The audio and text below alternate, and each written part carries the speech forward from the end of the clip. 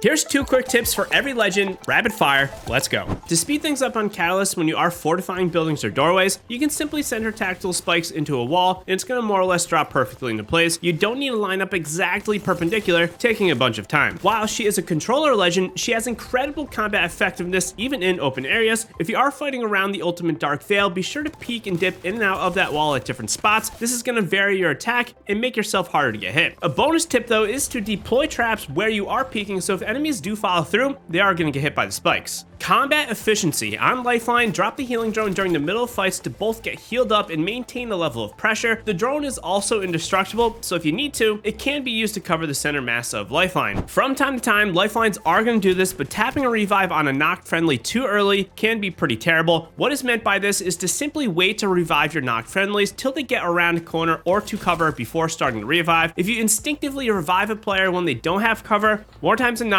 they are going to get finished. If you do hit the revive early though, you need to apply pressure to enemies and maybe even body block that knocked teammate. Tough to do, but with Vantage's ultimate, you can rapidly fire 2 shots for unsuspecting big damage. It all comes down to timing. If you shoot 1 shot right before the timer refreshes a second round, it will let you do a quick pop of 2 shots. To track this timing, try using the in-game clock or ring timer. When it comes to the tactile ability, the tip of crouch canceling is key. Press and crouch will cancel your momentum mid-jump and you will be able to use this to quickly gain height and bypass the animation at the end. This is also going to bring your weapons up faster. More recently, Horizon lost some accuracy while floating up her lift, putting greater emphasis on the ability as a utility tool. My favorite tip is the bait and switch. Drop your lift, but then assault on the ground as enemies think you are flying up into the air. Second to this is to use the tactical to stall fights. Using the lift on a doorway will prevent enemies from being able to move into your area for a short amount of time, letting you reset with a revive or heal up. A trash Bangalore with smokes can have devastating effects, we've all been there, mainly because a bad smoke can 100% hurt your team more than help. While smoking yourself has uses such as looting death boxes or reviving a teammate, smoking enemies is the better way as it still prevents visual sightlines on you and lets you move up while the enemy is more disoriented. A basic tip, but one still worthy of mentioning, is that Bangalore's ultimate Rolling Thunder is best used as a pressure or relief tool. If you don't know, the rockets start landing right where that flare ends and will always go in the direction that you threw it, so don't overthrow enemies with the flare as the rockets are gonna just miss them. We are nearly 5 years in and I still see this so much. Fuse is an extremely powerful legend when going up against any sort of defensive ability character. This is because his tactical clusters are just insane at destroying the barriers quite easily. If you ever see ramparts or new castles, it's your time to shine and you should be focusing on these players more than ever. Second is the classic Arc Star Sling. As a Fuse, you need to prioritize grenades obviously, but more specifically Arc Stars. Open fights with a mega quick and accurate placement from an arc on an enemy through Fuse's passive grenade arm. This thing is so easy to use and the benefits of opening with a huge damage stick are massive.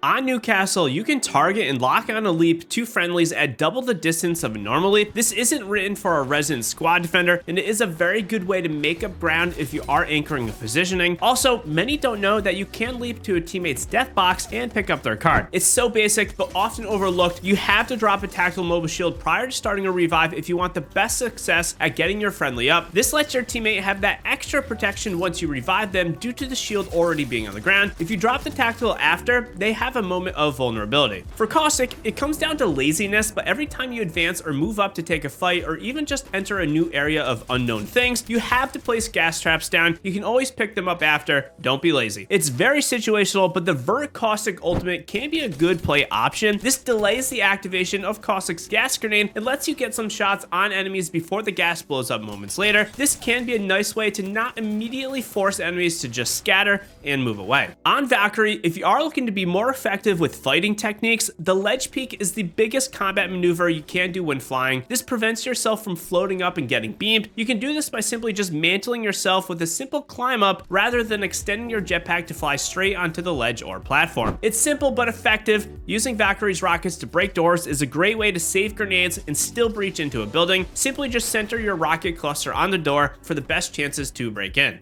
Another tip that is not written revolves around crypto and the drone. The drone will reload your weapons as soon as you go into the drone. This is great when you need to quickly go place the drone for an EMP, say after spraying someone at distance or even in close range. Second to this is to be mindful of your teammates. While they don't take damage, EMPing and stunning them can be a pretty big deal. Opening with crypto in the front of the squad, starting with the EMP, and then your teammates should be running after is going to be the best way. On Wraith, the double door portal still remains one of my favorite tactics for a complete stall out of enemies' advancements. This can also lead to easy knocks if enemies are chasing you or if they are trying to breach in. Simply drop a portal between two entrances to cover yourself for a good amount of time. Second is a tip for Wraith's tactical phase. Did you know that you can activate her tactical when going up a jump tower, and right before you start flying or redeploying, you'll actually be in phase when flying, which can be pretty nice for a safer rotation. Ashe's abilities are not the greatest, but having an arc star and comboing in an arc star with the tactical snare can be a fine option. Note that the success of arcing and damaging an enemy can be increased if you have teammates throw the arc star while you do the tactical snare. But of course, you can do this all by yourself as well. A passive tip for her is to better understand and utilize death box pinging. While it's nice to find out where enemies are that eliminated that player, I highly encourage you to wait till you are about to engage before you ping the box. This is going to prevent enemies from getting alerted as to your relative location, as they are going to get notified until the very last second. And then you can use this intel to make that push and make a big play when you are actually ready to fight. Watson's ultimate is a great tool for many things, but covering or blocking doors is pretty nice. You don't have to just use it to prevent incoming damage or healing up the team. Remember to think creatively. One of the most deadly aggressive tactical fence techniques that you can do is to use the fence through a door. More or less, this involves you fighting around a building and you place one node outside and then finish the fence inside right as someone is on the other side of the door if they are chasing. This will break the door, get them stunned, and let you beam them. But out of all of our older or OG legends, which ones need buffs the most? Be sure to drop a comment down below. I'm curious to hear what you think. Revenants quickly become one of the best offensive and fighting legends. If you want to extend your movement even further, at the end of your leaps, you can go straight into a wall bounce to vary up your plays and elusiveness. Beyond this, the ultimate is incredible as a damage sponge. Whenever you go into a battle, try to be the first target enemies see so you and the entire team can live longer and spend less time healing, since Revenant gets both that ultimate time extension and shield replenishes upon knocks. If you are looking to send out your tactical again, after you initially deploy, you can control, do a little slide jump, and then release or let go of the tactical, and the clone will get sent moving. This is a great way to use your decoy again without having to burn the cooldown. One of the strongest combat techniques to this day is the ultimate reshuffle on Mirage. When in a fight or in need of a little bit more escape possibilities, run back into the center of where the clone's activated for a reshuffle, and then turn and move out of that center at a different angle. Just be sure enemies are not actively shooting you as you go into the center, or it will make you pretty easy to track. Still, the most clutch or under the radar Loba technique is to utilize the ultimate to find out where any item is within its range. If you already picked up 2 items, simply ping the item you want in the market, back out, hold your ping button on the item's indicator, and then a gray line will go from where the market is straight to the item on the ground. To back this up though, in somewhat of a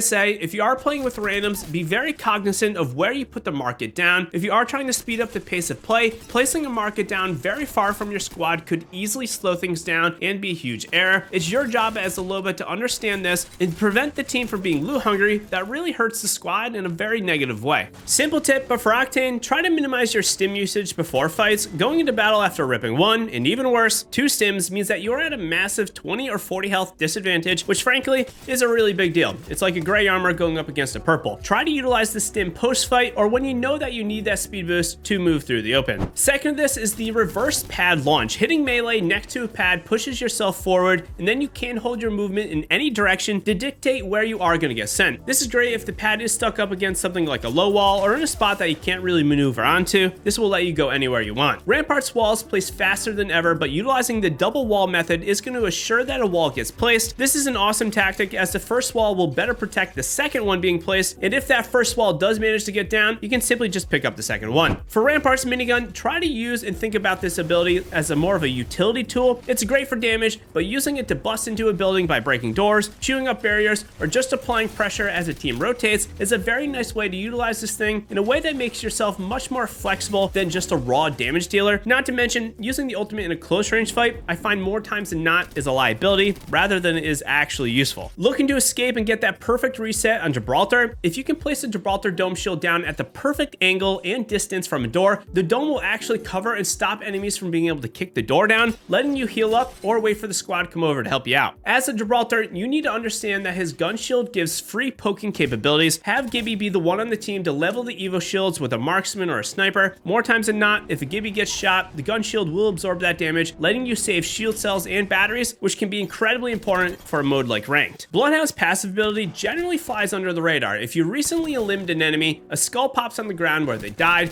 This skull is also a great indicator of a timer as to how long that player's banner will last, as it's just about the same amount of time as that passive icon, 90 seconds. This will let you know if the enemy player's teammate is going to try to swoop in at that last second and get the card. If you see a white raven appear on the ground, this means no enemies are within about 180 or so meters of the raven. So if you are traveling for a little bit and a raven doesn't spawn, then enemies are more than likely very close by. Sometimes the lack of intel is intel itself. The most effective way to make use of Mad Maggie lies in her tactical drill. More of a PSA, but this drill does come back way too quickly for you to be holding onto it. Even small hits of damage is a great way to level your Evo shields and force enemies to slow down. Maggie's ball is not the greatest of abilities, but saving it for a push play when someone is camped in the building is pretty huge. The damage that Mad Maggie's ultimate does is not really the key thing. It's more so the stun and blur effects that enemies are going to get when they do get hit by the ball. It's not really written as a part of Seer's kit, but the passive heartbeat sensor also appears on the map. This can sometimes be useful to better understand the relative direction an enemy is. Seer's Tactical used to be the best clutch maker, but these days, utilizing Seer's Tactical to open a fight is almost certainly the way to go. Opening engagements with a tactical scan will let you see where enemies are and their status, but more importantly, it's going to stop their ability usage, which is crazy if you are fighting any movement-centric legend that heavily relies on their abilities, like Pathfinder or Horizon. Ballistic Tactical is a pretty brainless ability. Lock on and get some damage. However, it's far more important to understand the timing of it. Using the Tactical in a close range engagement right before you enter is 100% the way to go. This ability greatly penalizes enemies' abilities to fight back and most certainly will result in a big advantage. A bonus tip for this is that after you lock on, you don't need to look in the direction of that enemy at all. There's a lot of weapons you can't throw into Ballistic Sling, but the pure nature of this sling is to increase your combat efficiency. This means that generally you should steer clear of longer or mid-range weapons. SMGs like the R9 or maybe an assault rifle like the Havoc are superb options that you will want to consider. On Pathfinder, most understand by now that the typical Ferris wheel is a great and simple grapple tip. However, doing much shorter pop attachments to the ground, called the grapple hop, can be a very strong way to break enemies' necks in a close range fight, as this will give you a quick boost and jump onto enemies. Ever since Paths got that zip buffed, there has been an increase in capability to traverse your team across the map. Did you know that you can actually zoom in with Pathfinder's grapple? This will let you get better placement of faraway zips, or it can just let you purely recon enemy teams or a spot to rotate to. The biggest tip of them all though is to slam the like button. I appreciate the support if you are still here. Be sure to check out this video for even more. I will see you in the next one. Happy gaming, legends.